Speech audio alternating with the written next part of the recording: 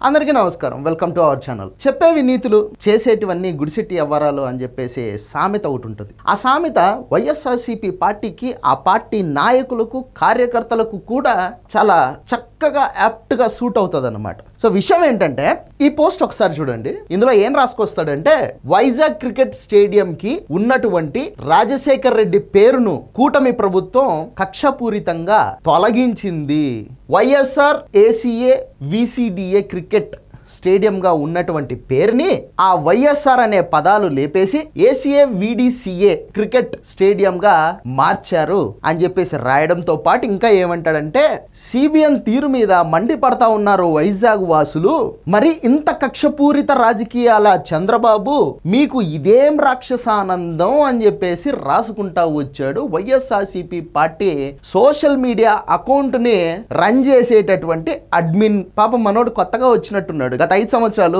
ఆ party social media account కి admin గా లేడనుకుంటా మేబీ ఆంధ్రప్రదేశ్ లోనే లేడనుకుంటా మేబీ ఇండియాలోనే లేడనుకుంటా నాకు తెలిసి కొత్తగా వచ్చినట్టున్నాడు ఇతగాడు సో ఆ అడ్మిన్ కే కాదు వైఎస్ఆర్సీపీ పార్టీ నాయకులకు కార్యకర్తలకు కూడా చెప్పదలుచుకున్నది ఏంటంటే ఫస్ట్ మీరు తెలుసుకోండి వైఎస్ఆర్ స్టేడియం ఏదైతే వైజాగ్ లో ఉందో దాని చరిత్ర తెలుసుకోండి ఫస్ట్ యాక్చువల్ గా వైజాగ్ క్రికెట్ స్టేడియం కి మొదట ఉన్నటువంటి పేరు colonel Kothari Kannayya Naidu cricket stadium cricket ని బాగా ఇష్టపడేటటువంటి బాగా ఫాలో అయ్యేటటువంటి ఓల్డ్ జనరేషన్ మనుషులకైతే బాగా తెలుసు ఈ పేరు ఈ కల్నల్ కొటారి కన్నయ్య నాయుడు ఎవరు అనేది వాళ్ళందరికి బాగా తెలుసు కొత్త జనరేషన్ జెన్జెడ్ జనరేషన్ వాళ్ళకి చెప్పి తీరాలి ఖచ్చితంగా కొటారి కన్నయ్య నాయుడు గారు కృష్ణా జిల్లా వాసి ఆయన పేరు ఈ స్టేడియం కి ఎందుకు పెట్టారంటే భారత టెస్ట్ క్రికెట్ తొలి కెప్టెన్ ఆయన క్రికెట్ ఆటకి చేసినటువంటి సేవలకు గాను ట్రిబ్యూట్ గా వైజాగ్ లో కట్టినటువంటి స్టేడియం కి ఆయన పేరు పెట్టడం జరిగింది ఈ స్టేడియం కట్టింది ఎప్పుడు 2000 సంవత్సరంలో మొదలుపెట్టి 2003లో దాన్ని పూర్తి చేసి అదే సంవత్సరం ప్రారంభోత్సవం కూడా చేశారు 2000 సంవత్సరంలో ఉమ్మడి ఆంధ్రప్రదేశ్ అది అప్పుడు ముఖ్యమంత్రిగా ఎవరున్నారు నారా చంద్రబాబు నాయుడు గారు ఉన్నారు నారా చంద్రబాబు నాయుడు గారు కట్టినటువంటి స్టేడియం అది అఫ్ కోర్స్ ప్రజల డబ్బులే ఆయన ఏమి సొంత డబ్బులు జేబులో నుంచి తీసి పెట్టలేదు అయినా కూడా క్రికెట్ అసోసియేషన్ తరఫున మన రాష్ట్రానికి కూడా ఒక మంచి స్టేడియం ఇంటర్నేషనల్ స్టేడియం ఉండాలని చెప్పేసి 2000 సంవత్సరంలో మొదలుపెట్టి 2003 సంవత్సరంలో ఆ స్టేడియం ని పూర్తి చేసి ప్రారంభోత్సవం కూడా చేశారు నారా చంద్రబాబు నాయుడు గారు ఆ తర్వాత 2004లో ప్రభుత్వం మారింది రాజశేఖర్ రెడ్డి గారు ముఖ్యమంత్రి అయ్యారు పాపం ఆయన 2009 సెప్టెంబర్ 2వ తారీఖున హెలికాప్టర్ ప్రమాదంలో మరణించడం కూడా జరిగింది ఆయన మరణించినటువంటి ఎగ్జాక్ట్లీ 12 రోజుల తర్వాత అంటే సెప్టెంబర్ 14 2009 ఆంధ్ర క్రికెట్ అసోసియేషన్ కి ఒక మెంబర్ గా ఉన్నటువంటి గోకరాజు గంగరాజు గారు ఆయన ప్రస్తుతం బీజేపీలో ఉన్నారు ఆయన రాజశేఖర్ రెడ్డి గారి పేరుని ఆ క్రికెట్ స్టేడియం కి తగిలించడం జరిగింది అప్పటిదాకా ఉన్నటువంటి కొటారి కన్నయ్య నాయుడు గారి పేరుని తీసేసి ఈ రాజశేఖర్ రెడ్డి గారి పేరుని తగిలించడం జరిగింది ఇదే వైజాగ్ స్టేడియం యొక్క చరిత్ర ఈ చరిత్ర తెలుసుకోండి ఇక ఏదైతే ఇక్కడ లాస్ట్ లో చివర్లో రాశారో మరి ఇంత కక్షపూరిత రాజకీయాల మీకు ఇదే రాక్షసానందం అని నీతులు వల్లిస్తా ఉన్నారో అయ్యా మీరు జగన్మోహన్ రెడ్డి గారు ముఖ్యమంత్రి అయిన తర్వాత ఆయన చేసినటువంటి దిక్కుమాలిన పనులు మీకు తెలియవా మీరు ఆంధ్రప్రదేశ్ లో గాని ఇండియాలో గాని అసలు భూమి మీద గాని లేరా జగన్మోహన్ రెడ్డి గారు ముఖ్యమంత్రిగా ఉండంగా ఎన్టీఆర్ హెల్త్ యూనివర్సిటీ పేరు మార్చారు దేనికోసం మార్చారు అప్పుడేమో అది మంచి కార్యక్రమం ఇప్పుడేమో ఇది రాక్షసానందమా ఇది కక్షపూరిత రాజకీయమా ఆ హెల్త్ యూనివర్సిటీ పేరు మార్చినప్పుడేమో ఆహా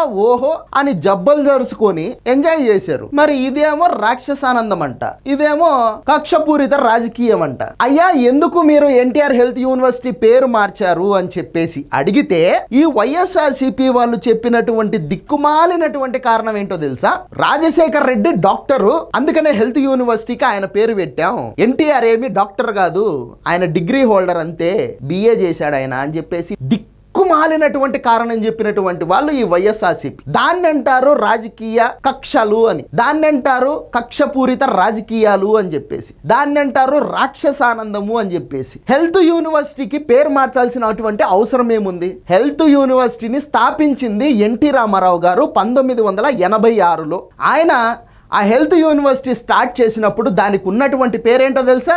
university of health sciences.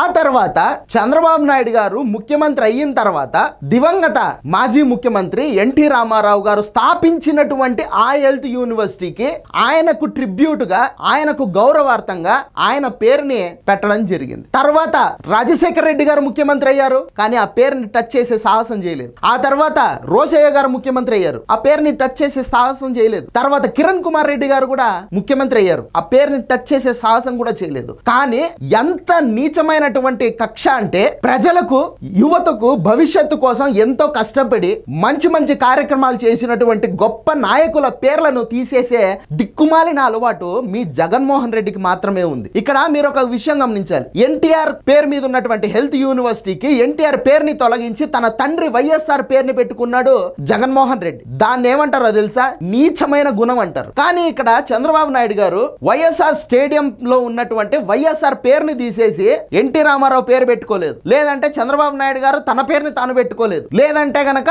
Chandrababu Naidu గారు వాళ్ళ నాన్నగారి పేరు పెట్టుకోలేదు. వైఎస్ఆర్ పేరుని తీసేశారు. సింపుల్ గా ఏసీఏ విడిసిఏ స్టేడియం గా పేరు పెట్టారు. దీని మీద ఎవ్వరి పేరు లేదు. ఇప్పుడు ఆంధ్ర క్రికెట్ క్లబ్ అసోసియేషన్ వాళ్ళు నడుపుతున్నటువంటి ఇంటర్నేషనల్ స్టేడియం ఇది. దీనికి వైఎస్ఆర్ పేరు లేదు, ఎన్టీ రామారావు పేరు లేదు, ఇంకొకరి పేరు లేదు, ఇంకొకరి పేరు లేదు, ఎవరికి సంబంధం లేదు. ఇప్పుడు ఆంధ్రప్రదేశ్ ప్రభుత్వానికి మాత్రమే సంబంధం. మీకు సింపుల్ గా చూపిస్తాను, చూడండి. ఏం చేశారు? Doctor NTR university of health sciences గా ఉన్న పేరుని తీసేసి డాక్టర్ వైఎస్ఆర్ యూనివర్సిటీ అని చెప్పేసి పెట్టుకున్నారు. దీన్ని కాదా కక్షపూరిత రాజకీయాలని, దీన్ని కాదా రాక్షసానందం అని చెప్పేసి చెప్పేది. ఇంకా కావాలంటే చూడండి. Construction and futures, the stadiums construction begin in the early 2000, అలాగే ఇనాగ్రేషన్ 2003. ఈ స్టేడియం కట్టింది ఎవరు? ముఖ్యమంత్రిగా ఉండగా చంద్రబాబు నాయుడు గారు కట్టించారు. ఆయన ఏమి అప్పుడు రాజకీయం చేసుకోవడం కోసం అని చెప్పేసో, ఇంకో దానికి పబ్లిసిటీ చేసుకోవడం అని చెప్పేసో ఎన్టీ రామారావు గారి పేరు పెట్టలేదే, వదిలేశాడు. అది కూడా ఒక గొప్ప క్రికెటర్ పేరు పెట్టి